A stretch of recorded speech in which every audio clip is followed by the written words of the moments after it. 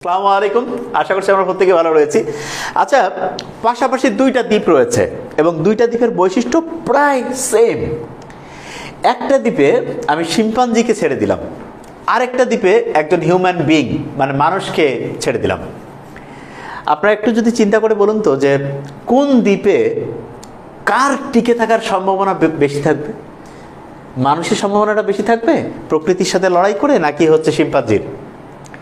আপনি যদি একটু ভালোভাবে চিন্তা করেন এবং ইন্টারন্যাশনালি যে গবেষণা হয়েছে সেগুলোর সাথে যদি মিলিয়ে নেন, তাহলে জানবেন যে একই রকম পরিবেশে একজন মানুষের চেয়ে ইন্ডিভিজুয়াল একজন মানুষের চেয়ে একটা শিম্পাঞ্জির টিকে থাকার দক্ষতা অনেক বেশি।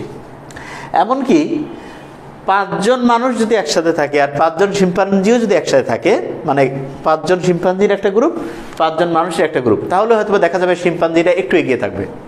কিন্তু সবচেয়ে ইম্পর্টেন্ট এবং ইন্টারেস্টিং জিনিস সেটা হচ্ছে যদি হাজার হাজার লক্ষ লক্ষ মানুষ একসাথে থাকে আর হাজার হাজার লক্ষ লক্ষ মানুষের জায়গায় যদি আরেকদিকে শিম্পাঞ্জি থাকে, তখন কিন্তু মানুষের টিকে থাকার যে দক্ষতা সেটা 1000 গুণে বেড়ে যায়।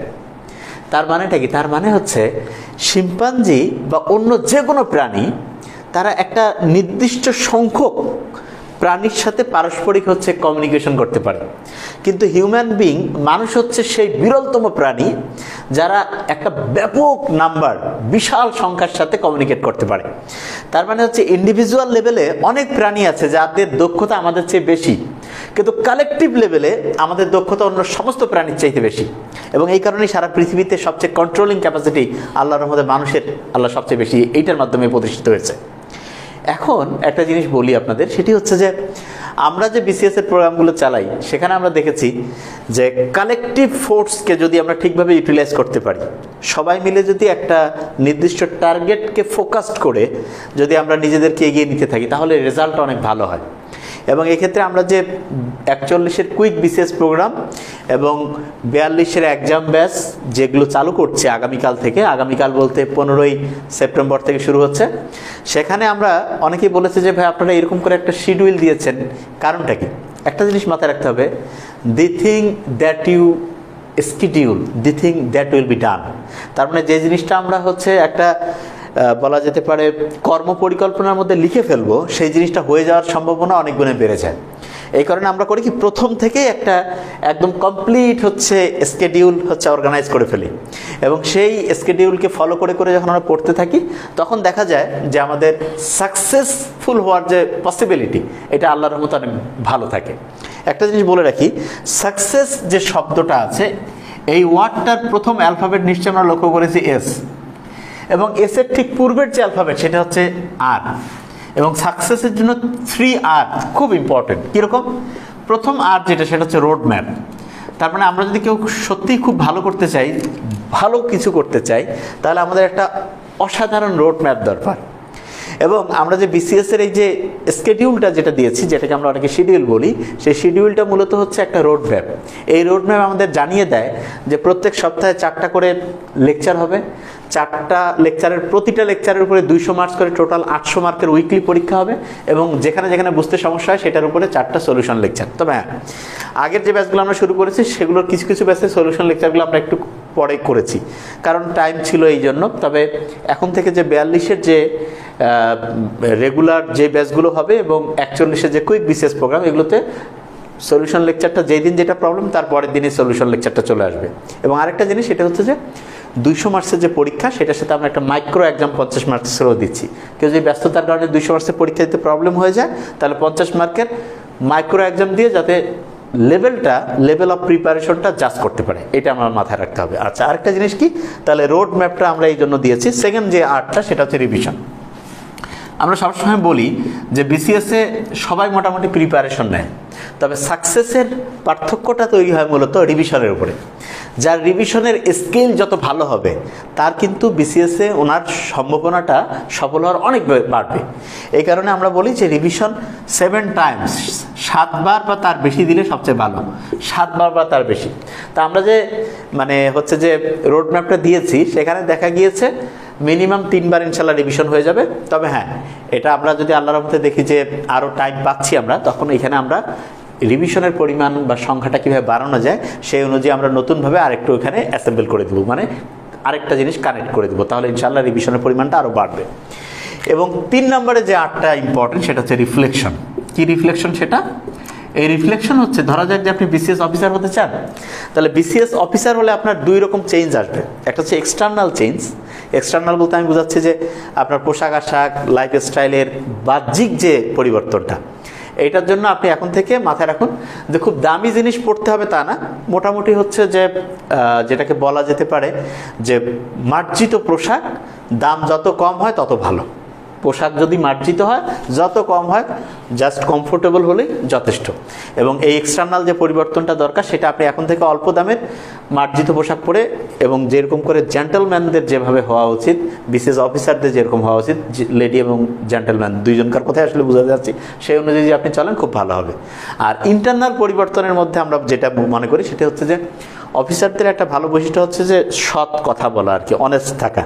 সে অনেস্টির দিক থেকে আপনি এখন থেকে সত্যিকারে অনেস্ট, বেশিরভাগ জনে আমরা জানি বেশিরভাগ জনে অনেস্ট, এবং এই অনেস্টিটার এই প্র্যাকটিসটা যাতে আমরা রেগুলারিটির উপর ভিত্তি করে করতে পারি। ভালো ভালো বন্ধুবান্ধবদের সাথে গল্পগুজব করা, ভালো বই পড়া, ভালো হচ্ছে যে বলা যেতে পারে মানুষদের জীবনী পড়া, এরকম ভালো কাজগুলো যদি আমরা করি, দেখা যাবে যে একটা রিফ্লেকশন আমাদের মধ্যে, আয়নাতে যেমন হচ্ছে একটা প্রতিচ্ছবি দেখা যায়, আমাদের মধ্যে বিসিএস অফিসারদের সেরকম একটা প্রতিচ্ছবি চলে আসবে। তাহলে 3R এর প্রথম হচ্ছে রোড ম্যাপ, যেটা আমরা অলরেডি একটা অ্যারেঞ্জমেন্ট করে ফেলেছি, এবং রিভিশন, সেটাতে যত বেশিবার আমরা দিতে পারবো তত ভালো। এবং আমরা তো প্রতি 2 সপ্তাহে যে 1600 মার্কস বা 1500 মার্কসের পরীক্ষা, ম্যাথ থাকলে 100 মার্কের হয়, সেই 1500 বা 1600 মার্কের উপরে একটা শিট ও মডেল টেস্ট দিয়ে সেখানে একটা রিভিশন হয়ে যায়। আর রিফ্লেকশন, আপনি অফিসার হলে যেই এক্সটার্নাল এবং ইন্টারনাল পরিবর্তনটা আসবে সেটা এখন থেকে আপনার মধ্যে নিয়ে আসুন। এর সাথে আরেকটা ইম্পর্টেন্ট তথ্য শেয়ার করি, সেটি হচ্ছে আমাদের এই 41-এর যে কুইক বিসিএস প্রোগ্রামটা আছে, সেই কুইক বিসিএস প্রোগ্রামে কিন্তু অনেকেই আছে যারা 41-এ বলা যেতে পারে যে বিসিএস এর ফর্ম ফিল আপই করেনি, কিন্তু তারাও ভর্তি হয়েছে। তাহলে তাদের সুবিধাটাকে সেটা বলি। ধরা যাক যে তারা 43 দেবে। আপনাকে আমি বলছি যে আমরা যেটা এবার প্ল্যানিং করেছি সেটা হচ্ছে 41-এর যে কুইক বিসিএস প্রোগ্রাম, সেটা 18 ডিসেম্বর পর্যন্ত চলবে।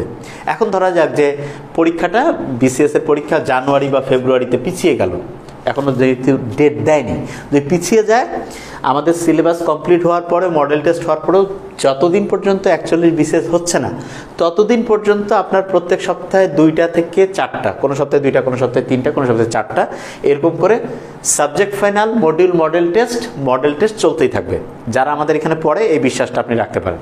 আর দ্বিতীয়, যারা 41-এ ফর্ম ফিল আপ করেনি, 43-এ পরীক্ষা দেবে, তারা 41-এর কুইক বিসিএস প্রোগ্রাম করার পরে 43-এর যে আমাদের যখন ব্যাচ চালু হবে, তখন এই যে পেমেন্ট আছে তার সাথে সামান্য কিছু পেমেন্ট দিয়ে উনি 43টা গোটালটাই করতে পারবে। আচ্ছা, এখানে একটা জিনিস বলি, আমরা দেখেছি যে বুয়েট পরীক্ষা যারা ভালো করে, তারা অনেকেই আমরা খোঁজ নিয়ে দেখেছি যে বুয়েটের ফার্স্ট ইয়ারে, যখন সে এইচএসসি ফার্স্ট ইয়ারে এসেছেন, সে তখন দেখা যায় বুয়েটের ভাইদের কোশ্চেন্স তাদের মতো করে হচ্ছে পড়ার একটা ইন্টেন্সিটি নিজের মধ্যে তৈরি করে, এবং এইটার উপর ভিত্তি করে এমন একটা প্রিপারেশন লেভেল হয়ে যায় যে সে যখন সত্যিকারের বুয়েটের ক্যান্ডিডেট থাকে পরীক্ষার্থী, সে তখন তার লেভেলটা থার্ড ইয়ারের, মানে আমি বলছি তৃতীয়বার একজন বুয়েট প্রিপারেশন নিলে যেরকম হয় সেরকম লেভেল তৈরি হয়ে যায়।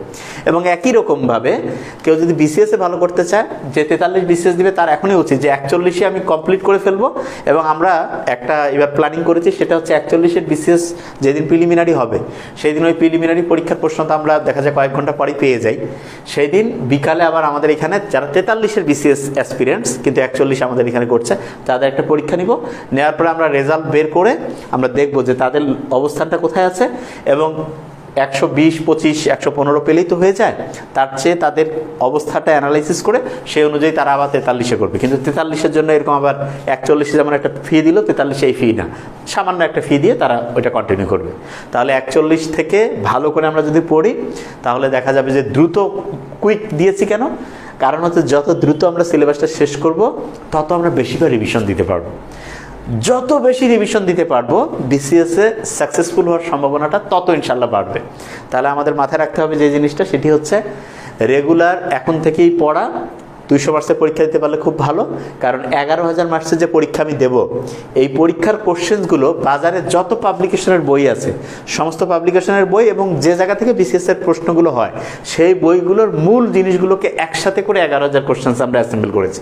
তারপরে এইখানকার কোশ্চেন্স লেকচার, লেকচার শিট, এগুলো জিনিস এবং তার সাথে যে সলিউশন লেকচার, এগুলো যদি কেউ শোনে তাহলে আমি বলবো যে প্রিপারেশনটা হবে এটা শতভাগ বিসিএসে ভালো করার মতো প্রিপারেশন।